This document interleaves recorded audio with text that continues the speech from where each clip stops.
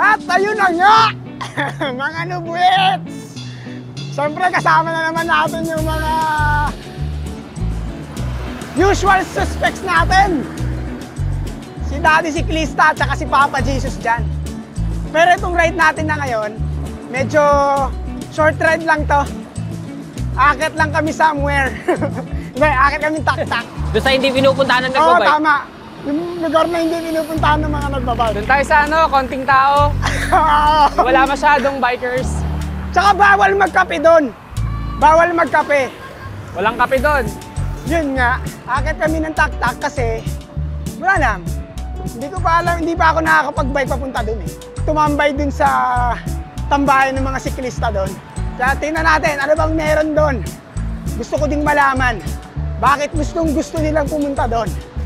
At saka ngayon, medyo hindi ako hirap humabol sa dalawang to. Dahil naka-gravel na ako ngayon. Medyo mas less yung pagod ko. Dala nga pala ni Papa Jesus dyan yung trek niya. And then si Daddy Siklista, syempre yung canyon niya. Namiss ko itong mga to eh. Tagal namin di nagkita-kita nitong mga to. Kaya na yung susunod na long ride. Sabi ni Jan, ano daw, Marinduque daw ulit eh. Gusto nyo ba? Balik tayo doon. Kaya alam, magsa-summer na eh. March naman tayo pumunta doon. Oo nga, no? Ito na kasi yung peak nung lamig eh, yung Feb. Papuntang Feb. So, medyo rat-ratters kami ah. Wow! Ang gagaan kasi ng mga bike. Kaya, rat-rat. Tsaka ang sarap mag-bike ngayon, sobrang lamig! Yung lamig, 21. 21? Ano yung aircon? Parang aircon na, no? Sobrang lamig. Nakapagod yung Litex na yan. Kahit Yung alin? kahit matagal ka na nagbabike, mapapagod ka talaga sa Litex. Ito, oo. Dati nga, may into pa ako dyan eh. Para magpahinga. Nakakahinga yan, yung packet na yan. So ayun, biglaan lang talaga tong ride na to kasi biglang nag-comment lang sa akin si Daddy Siklista. Ride daw bukas. Tapos si Jan, nag-confirm. Sabi niya, akit daw kami ng tak-tak. Sabi ko, sige, hindi pa naman ako nakakakit ng bike doon. Sabi ko, game na ako. And then sabi ko, i-vlog ko na rin. Miram na lang ako ng camera kay Papa Jesus dyan kasi alam niyo naman, sa mga nakapanood ng last vlog natin, wala akong camera ngayon kasi pinahiram ko kay Kuya Jun. Pero, nandiyan naman yung mga friends natin na willing magpahiram ng gamit. So, ito, may camera pa rin tayong gagamitin. So, yun naman yung naisip ko. Sabi ko, sayang naman. I-vlog na natin kasi minsan lang kami magkakasama nitong dalawa. And then baka makapagplano din ng mga multi-day. Sabi ko nga, Marinduque Loop eh. Kaya titignan pa natin yan kung anong mapaplano ngayong araw. Kung makakagawa kami ng long ride, bahala na si Batman. Pero sana makagawa kami ng plano para may long ride ko naman tong GT bago ko isole. Kasi sabi ko nga, iniram ko lang tong GT na to. Hindi talaga to sa atin. So, ang daan namin ay Katipunan. Morning! Morning. Parang kilala kita, sir. Ikaw ba yung nagkalabarson loop? And also, nakikita nyo, short stem na tayo ngayon. Kasi, yung last na ginamit ko tong GT, yung kinuha ko siya, ang haba ng stem. Hirap na hirap akong i-ride. Pero ngayon, kahit papaano, komportable na. Mas okay pang umulan na lang yung buong ride ko. Yung second day. Oh, kaysa umaraw. Kahit sa umaraw. Ano, Sobrang init ba? nakakapagod. Oo, init. Init, tapos mataas yung gradient. Eh, nasa buso-buso ka pa lang, umuulan na eh. Baka na eh, talaga. Sa kalahating araw, basta. So, ayun, naiwan kami ng road bike. Yung free wheel lang ng road bike, sobrang bilis eh. Iiwan kami, nawala siya eh, oh. Kaya namin umabol. Magbabagal naman yun pag nakaramdam. Hindi, pababa na yun pag nakita natin. So, Santa Lucia na kami. Enjoy lang. Ine-enjoy ko lang tong GT ngayon. Kasi saglit lang to sa atin, kaya i-ride na ng i-ride. Hanggang sa mai-ride natin tong bike na to. Ayan, medyo maraming siklista kaming nakikita ngayon. Daming bikers? Daming siklista ngayon? Ano, paakyat. Lalo mamaya na. Yung mga malalakas nasa Nueva Ecija eh. Bakit? May gravel ba ngayon? Oo. Unrestricted ba ngayon? Oo. Okay. Konti lang bike dito, malalakas. Bawas pala riders dito, ibig sabihin. Nasa Nueva Ecija lahat. Morning. Morning.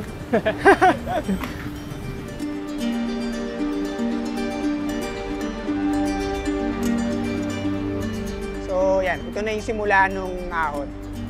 Ahon ng sumulo. Chani-chani lang kami. So enjoy naman. Takbuhan namin sa ahon. 17 lang naman. So ito yan, medyo madaming siklista. Sa packet na to, pag weekend, marami na talagang siklista rito. Ito talaga yung, kumbaga, ensayuhan eh. Pero yun nga, sabi ni Jan, yung ibang mga malalakas, nandun sa Nueva Ecija, lumalaro dun sa unrestricted gravel race. Eh kami, hindi naman kami competitive. I mean ako, hindi naman ako competitive, kaya hindi ako sasali doon. Hindi naman ako mahilig kumarera eh. Celebrate small or big wins with your special ones. Come to Brew Brothers Cafe, your destination for celebration. Nakakatuwa pa rin na marami tayong nakikitang mga siklista. Sana yung mga humintong mag-bike, bumalik na ulit.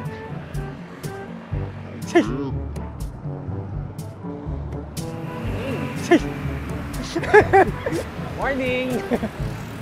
Ambassador ng Trinks yun. Napalingon siya doon sa Trinks na bike eh. Oo, ang ganda ng bike eh. Yung bike no, Trinks eh. Ambassador ng Trinks yun. Talaga ba? Oo. Kaya pala ang ganda ng Trinks. Ano ba ito kung kailan umahon tsaka rumatrat itong mga siraulan to? Ay, naka! Kung kailan ahon tsaka bumente. Mga walang yan to.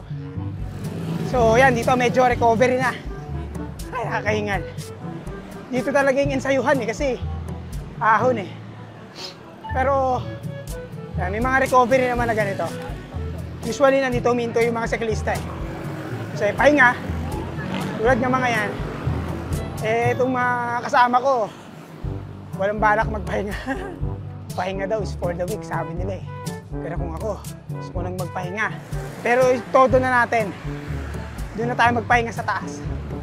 Alam ko itong ride na to mga nasa almost 60 kilometers to balikan sa amin. So magandang workout na din. Tsaka ahon naman to, so talagang workout. Alam niyo dati, alam ko may trails dyan sa loob ng Eugenio Lopez Center. Hindi ko alam kung pinapagana pa nila yun or hindi na. Ngayon hindi ko alam kung ilang kilometers pa hanggang doon. Pero alam ko namang malapit na. Kaya chani-chani lang tayo. Hindi naman natin kailangan rat-ratin. Pero naiwan na ako ng dalawa kasi po siya, malalakas yun eh. Tsaka alam niyo yung mga morning rides na ganito, alam niyo na, diretso to, mula kagabi pa ako gising. Walang tulog-tulog to. Kaya puya tayo, huwag tularan. Huwag tutularan. Pag may ride kayo na medyo mahaba-haba, tulog-tulog tayo. Ako kasi wala talaga akong choice eh. Gising talaga ako ng madaling araw. Doon kasi talaga ako nagtatrabaho. Oh, ang daming bikers. Nandito sila nakatambay. Anong meron dito? Nandito yung mga buko-buko. May mga latag din pala rito. So yan, ahon na ulit. Ahon. Woohoo!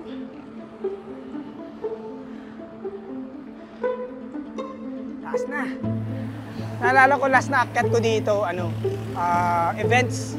Events ng friend ko, alam ko kung yung mga may nakapanood nung A Day in Life ko, nandun yun. Yun yung last na umakyat ako dito sa Antipolo. Doon din, sa mismong taktak, sa may simbahan doon. Buelo! Sayang ang buelo!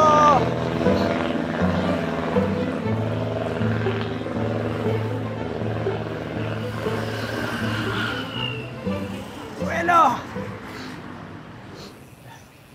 Grabe, ang daming mga dito. Kape yan. Mga pop-up cafe. Konti na lang. Nagsisimula ng, ang tawag dito? Mga suman. Ayan na, mga suman. Ito na yung taktak actually, yung entrance ng Hinulugan eh. Tayo. Ahon? Agos. Agos! Ayoko na mahal dyan. Kayo, gusto niya? Yeah, Saan? dito na. Yan, diretso na tayo. Ayan, bababa kami. Agos daw, agos.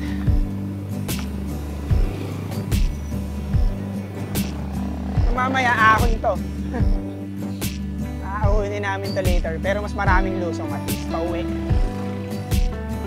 Medyo nahilo ko na slide kanina eh. Bakit? Yung ahon kanina. Ay, oo. Yung binuluhan. Kahit ako eh, puta, napahinto nga ako eh. Medyo nahilo ko eh. Binuluhan eh, kaya eh. Natalo ng edad. Kahit ako nahilo eh. Ay, Ang daming mga kung ano-ano rito. Ang daming pagkain, hindi ka magugutom eh. Oh yes. Later, ahon. Grabe, ang daming nagbabike. Ito pala, kaya pala pupunta sila rito kasi ayan, dito ako galing sa simbahan na yan. Diyan ako nag-shoot. Yan yung last na act ko dito eh. So, mahaba-haba din tong, ito rin ahon.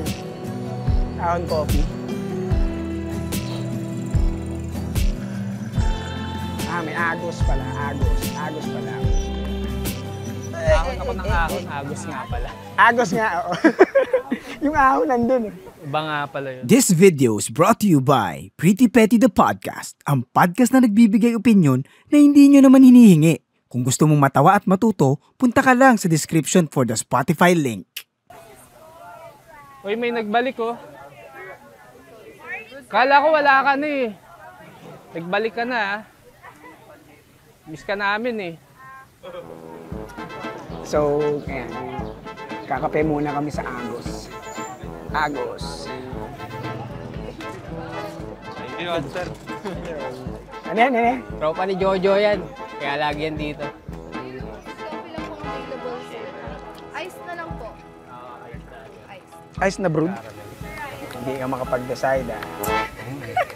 Kung black o white. Kaya ito yung payment. Ang gaspang mo naman, dog eh. Tsaka feeling ko ang dumi-dumi mo. Lahat ng Ano dumi mo. talaga yan? Ang kulay talaga dyan, puti. Talaga ba? Puti ka ba dati? Ba't brown ka na ngayon? Ibig sabihin, puro ka lupa. Pwede bang magpagawa ng merch? Kaya ka. Babayaran ko naman eh. Kaso mahal sa inyo eh. Bakit saan? Mahal, may brand eh. Collision mahal. Mapagawa sana ng merch sa kanila kasi may bago silang makina. Ano ba yun? Collision o Collisioni? Collision Ni. Talaga yung mga matatanda sa mall. Pulisayon! Anong pulisayon?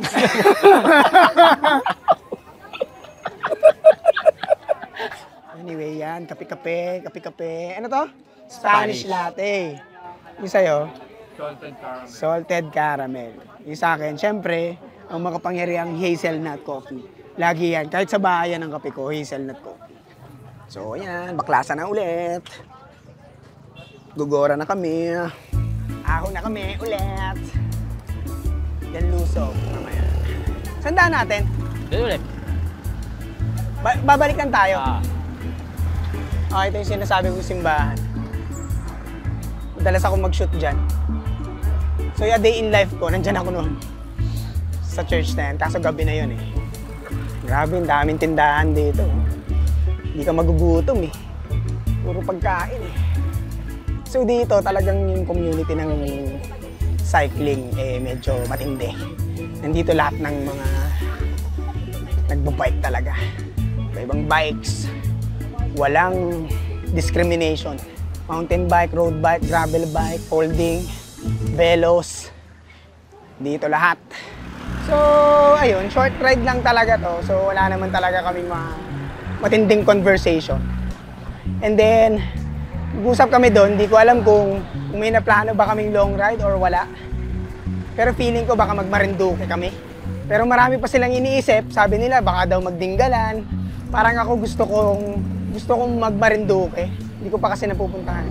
So yung part na to medyo rolling hills na yung pauwi namin. Pero carry bells lang naman. In fairness, kahit medyo tanghali na, lamig pa din. In fairness naman, pagkasama mo yung mga to, pag naka-gravel ka, kahit pa paano naman, nakakasabay ka ng konti. Pero siyempre iba pa rin yung road bike. Mas mabilis pa rin yung road bike. Pero pwede na. Nakakasabay na yung gravel. Wow! Ang dami.